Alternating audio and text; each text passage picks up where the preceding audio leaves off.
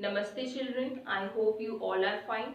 So in the previous lectures we discussed about the various types of the asexual reproduction methods. But today in this lecture we will discuss about the importance of variation. Now what is actually variation? Variation means that the differences that will come, during the reproduction. During the reproduction, when the differences that will come in the traits of the organisms, that is known as variation. Okay, and how these variation that will come? It comes during the DNA replication. When DNA replication will be there, then variations that will appear in any organism.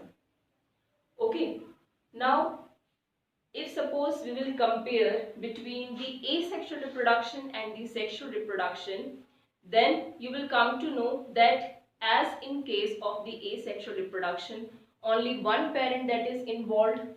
So the offsprings, they receive the genes only from the one organism, means from the one parent.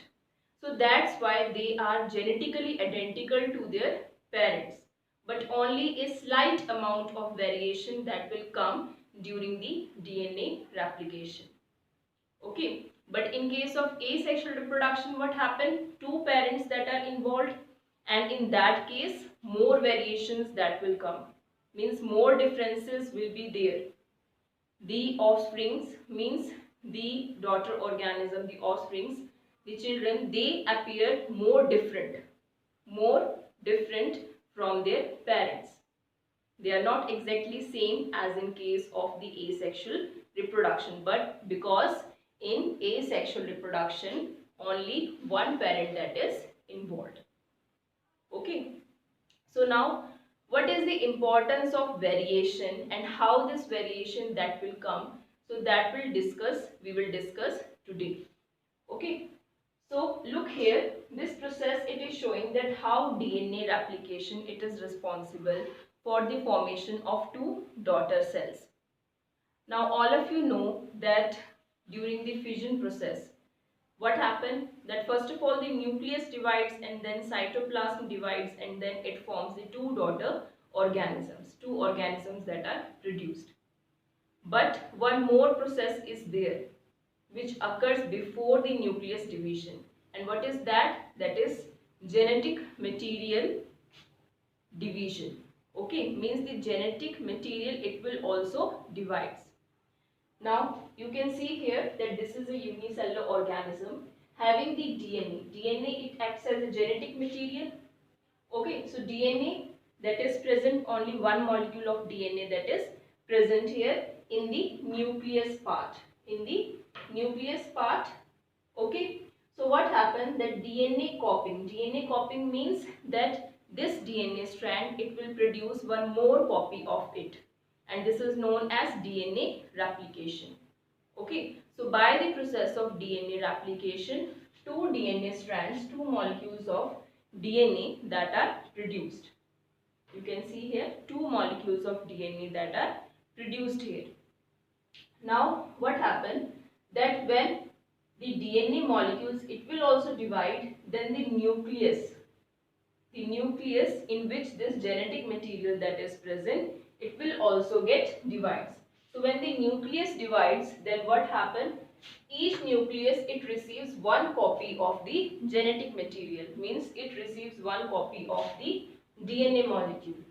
Okay, then after that what happens? The cytoplasm, it also divides and it results into the two daughter cells. Okay, so now here this what I have shown here, that how this DNA, means one DNA strand, it produces the two copies of the DNA. Here like one DNA molecule that is present. Okay, now the strands of this DNA molecule, it will get uncoiled. So when the strands of this DNA molecule, it will get uncoiled, then what happens? Each strand, it forms its own copy. That you will come to know in the higher classes in detail, that how this copy that is produced, means how the parent strand, it is able to produce a new daughter strand. Okay, so each parental strand of the DNA, it produces a new strand and it forms the two DNA molecule. And it is a very complex process, DNA replication.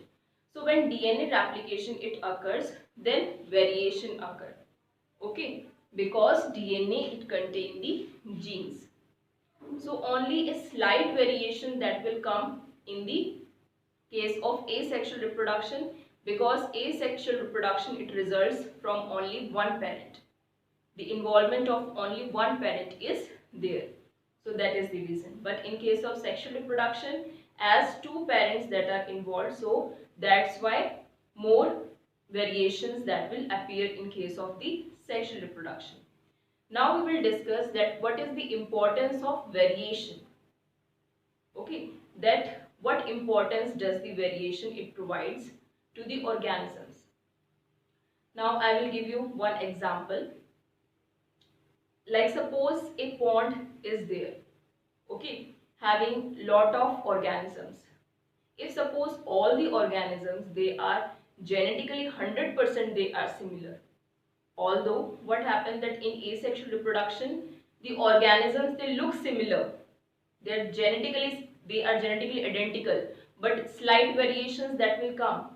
Okay, now we are taking a situation, if suppose in a pond that all the organisms, means suppose a population having the organisms, they are similar, genetically similar.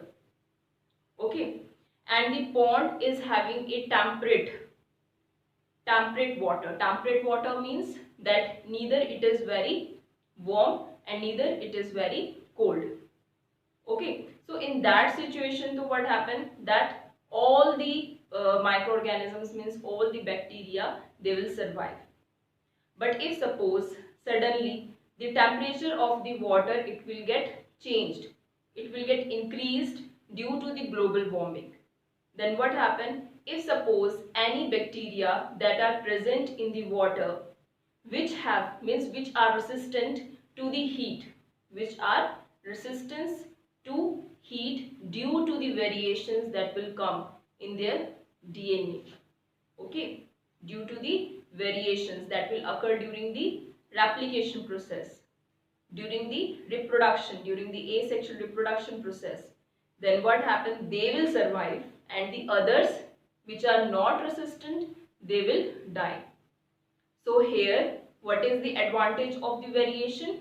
Yes, variation it provides the organisms to survive in the adverse conditions. Okay, so this advantage it is providing.